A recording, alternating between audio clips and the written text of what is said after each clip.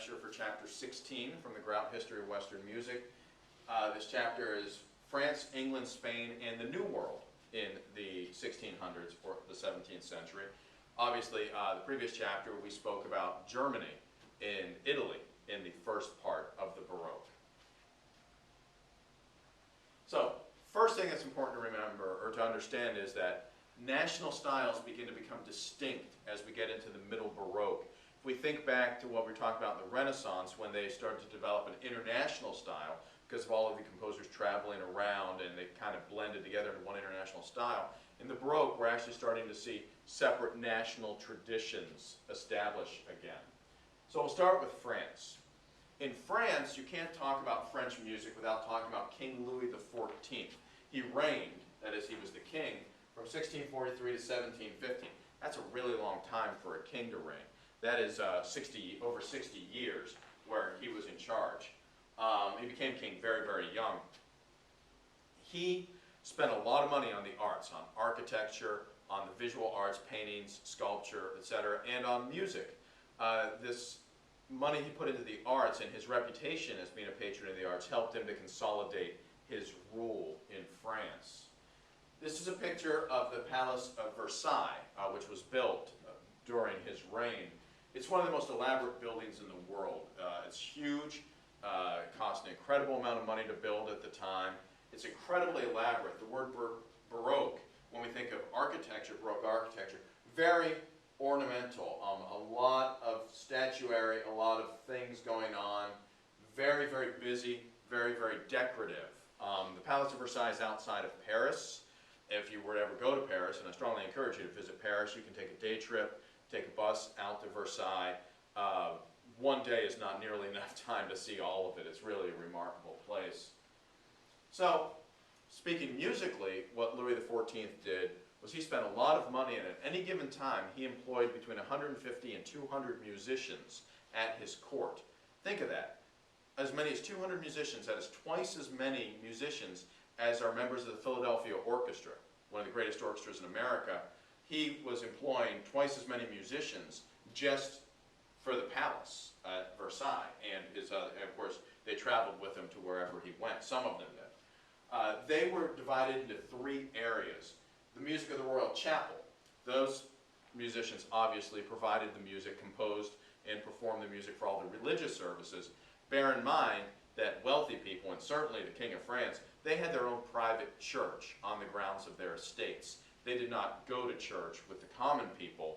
They had their own churches, their own services at Versailles and other places. So the music of the Royal Chapel for the religious services. Music of the chamber.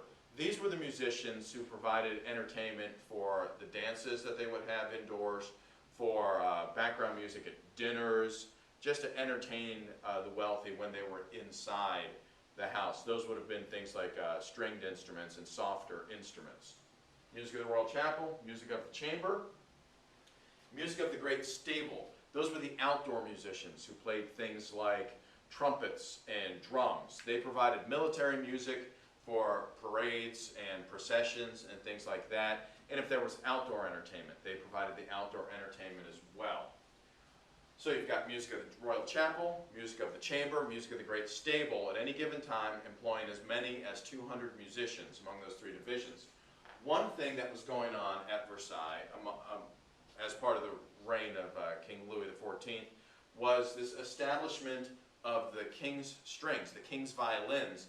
They established a string orchestra, one of the first large ensembles of string instruments that was ever created. Violins, violas, cellos, and double basses. Of course, today the modern double bass is a member of the viola da gamba family, as I think I mentioned in class a couple of weeks ago. This became the basis for the modern orchestra. The term orchestra was not used until the 1670s, but if you think about how synonymous the orchestra is with classical music, well, we've covered over 1,000 years of classical music to this point, and this is the first time we're talking about a large ensemble of string instruments, and we're talking about people using the term orchestra. So it's really just the last 350 years or so that orchestras in their modern form have even developed. The first 1,000 years we've talked about, no orchestras. So, the French Baroque, you have to talk about Jean-Baptiste Lully. He was born in 1632, died when he was 55. We'll get to that in a moment, how he died. It's very important in the development of French opera. He was born in Italy, born in Florence, moved to Paris when he was a teenager, and he eventually became a French citizen. It's very important in the French Baroque. For starters, he was one of the first of the great conductors. He insisted that the string instruments in his orchestra be uniform, in that, not uniform what they're wearing, but in what they were playing. A string instrument, a down bow, as moving the bow downward, has a different attack, a different articulation and sound than an up bow. He was the first conductor to insist that they all bow in the same direction, that everyone played down bow and up bow at the same time, so they had a uniform sound. He was also the first to insist that if, say, there was a trill, that they all trill together. This is the way that modern ensembles work, that you articulate the same way, that you use your ornaments, your trills, and other things the same way, because you're going for a uniform sound. Well, he was the first conductor to establish that, and he was a real tyrant. He was if we think of the modern idea of the conductor is in charge, period.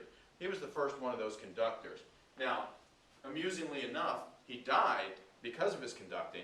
They didn't use batons in those days. He actually had a staff, like a walking stick kind of thing, a very elaborate staff that he would bang on the stage to keep time during rehearsals. Well, he stabbed himself in the foot with his own staff, and the cut became infected, and he died of gangrene, of a blood infection, when he was in his 50s. So his conducting actually killed him, if you want to think about that. His works, 15 operas, 29 ballets, so very well known for his stage works, and also liturgical music. Liturgical music is another name for sacred music, based on the word liturgy. So, Lully's ballets and his operas, especially his operas, frequently opened with what is today known as a French overture. Overture is the French word for opening. And today, all operas, almost all operas, start with an overture. The orchestra plays before the curtain goes up and the action starts. Musicals also usually start with an overture, and ballets even sometimes start with an overture. So any kind of stage music. Now, the French overture that developed during this period, it's in two sections. The first part is slow, very royal sounding, very regal, so slow, stately, homophonic, everyone moving the same rhythms, and it features dotted rhythms, like a dotted 8/16. Dom, bum, bum, bum, bum, bum, bum. That's the first section. It was actually played when the king was entering the hall for the performance. The second part is faster and usually involves some kind of imitation, like polyphonic imitative polyphony. This style spread throughout Europe of the French overture, the slow, dotted rhythms, homophonic opening, and then the contrasting, faster, imitative polyphonic section, spread all throughout Europe, became very popular, and was actually influential for well over 100 years after they first developed. Lully was also very influential because he used major and minor tonalities in his music. Up to this point, up into the early Baroque, music is still based in these same church modes that have been around for over 1,000 years. Lully and others during the middle part of the Baroque era broke away from using these modes and began to use major and minor keys exclusively. That's pretty much where music was for the next couple hundred years until in the 20th century people began to go back and start dabbling in modes again. But even today, major and minor tonalities are still far and away the most used tonalities, and all started in the middle part of the Baroque. Lully also, in his major and minor tonalities, began to write fairly predictable chord progressions.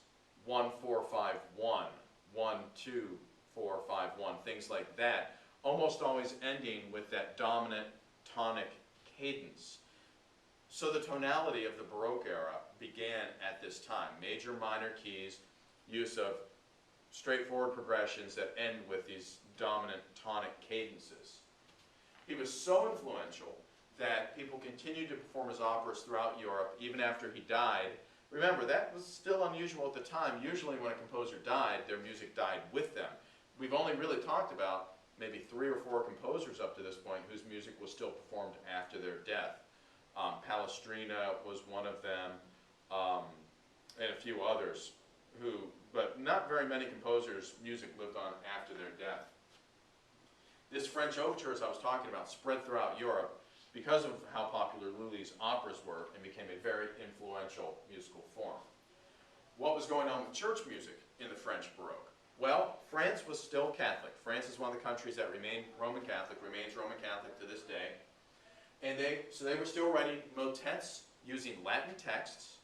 They also imported the oratorio. If you remember what we talked about in chapter 15, the oratorio developed in Italy. It's kind of a sacred drama utilizing accompanied solo and choral singing with instrumental accompaniment, usually on Latin texts telling a story. This was brought to France by Marc-Antoine Charpentier, a very important figure in the French Baroque for his sacred music. Also, his organ music was very, very important. The organ was an important instrument in the French Baroque. As a matter of fact, this organ tradition that started in France during the Baroque continues to this day.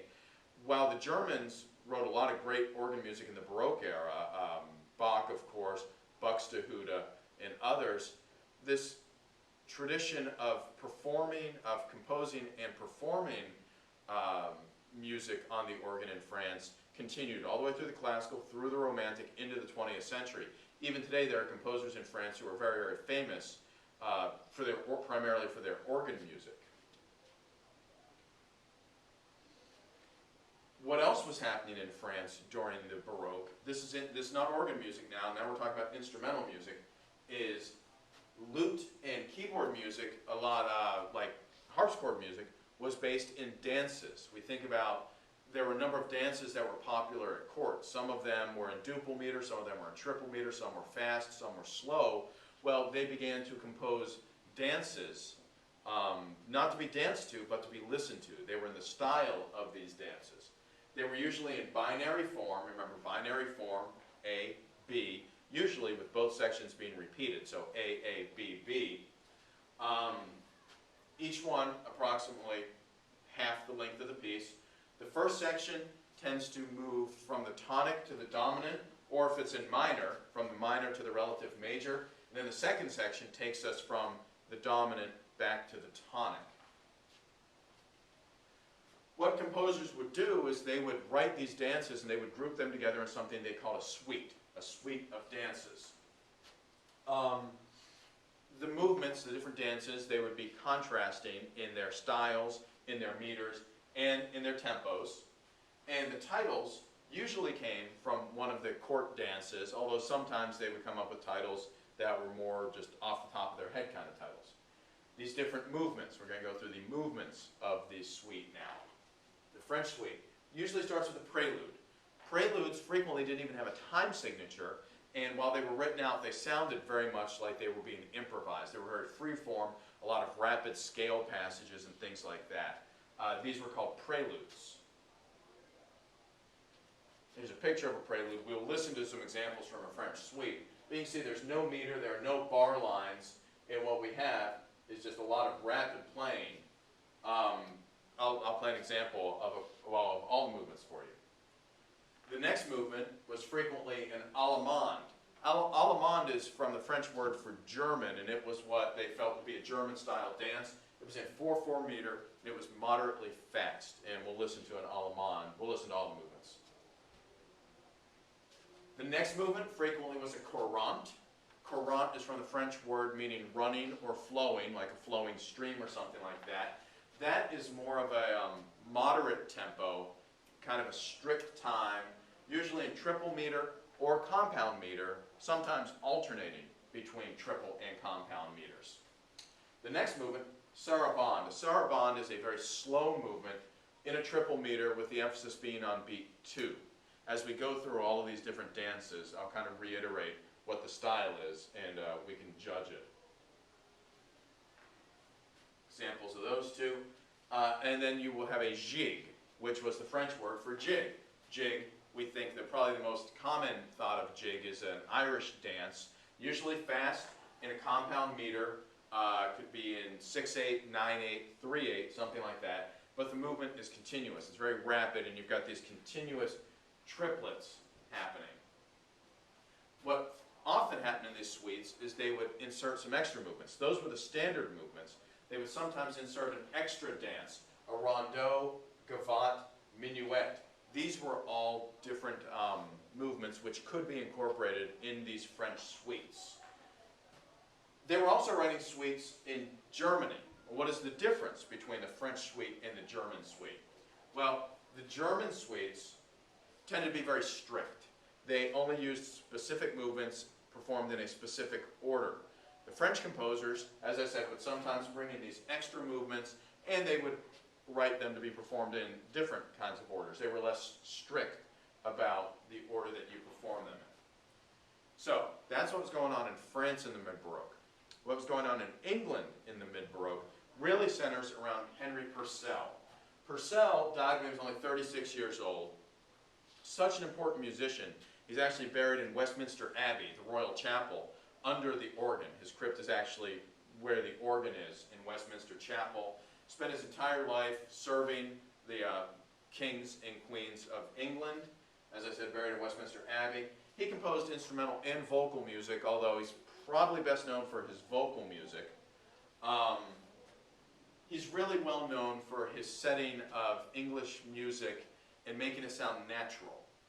English text, and making it sound natural, making it line up very well. His melodies lined up very well with English text, and it was very easy to understand and sounded like someone speaking English. Not as easy as you might think. Very famous portrait of Henry Purcell with the giant wig that was very popular at the time. Looks like a young man. Well, he was a young man. As I said, he died, he was only 36. Probably his most famous composition is the opera. It's kind of a semi-staged opera, Dido and Aeneas. This was composed in 1689. Extensive music in it, although there is some spoken dialogue. We'll talk about that as we get into the later Baroque and in the classical era, how English operas sometimes utilize spoken dialogue instead of being all sung. Some of his other very famous music, he wrote music for The Fairy Queen, which was based on Shakespeare's Midsummer Night's Dream. Those are probably his two most famous compositions right there, his music for The Fairy Queen and certainly Dido and Aeneas. He wrote incidental music for over 50 plays. Incidental music is background music. A contemporary version of incidental music is movie music. You think of opera, music written for an opera, of course, that's music written to be sung or to accompany singers. Incidental music is music written as accompanying music for a stage play. Like I said, movie music is a contemporary version of incidental music. In England at this time, they began to stage public concerts in the 1670s. Remember, 1637 is when the first public opera house opened. That was in Italy. Well, in the 1670s in England, they began to stage public concerts where the musicians would perform, anyone could buy a ticket, and then the musicians would get the money. If you sold more tickets than you spent on renting the hall and hiring the musicians, well, then you made money. The middle class was very interested in listening to this music, but of course a lot of music wasn't available to them because they weren't wealthy. So these public concerts immediately had a following among the middle class. This also provided work opportunities for all the excellent musicians that lived in England during the Baroque. The idea of public concerts started in England. It spread to continental Europe. In 1725 or so, you started to have these public concerts happening in Paris, in Germany, not until the 1740s, and in the British colonies in North America, which of course eventually became America, among other countries. The idea of these public concerts spread and started as early as the 1730s. Okay, that is the end of the slideshow. Music that we will be listening to in class and studying the scores will be the very, very famous aria from Dido and Aeneas, When I Am Laid to Rest or When I'm Laid in Earth. Also, we'll be listening to an example of a Lully French overture and some music from one of his operas, and we'll be listening to a French suite performed on a keyboard instrument.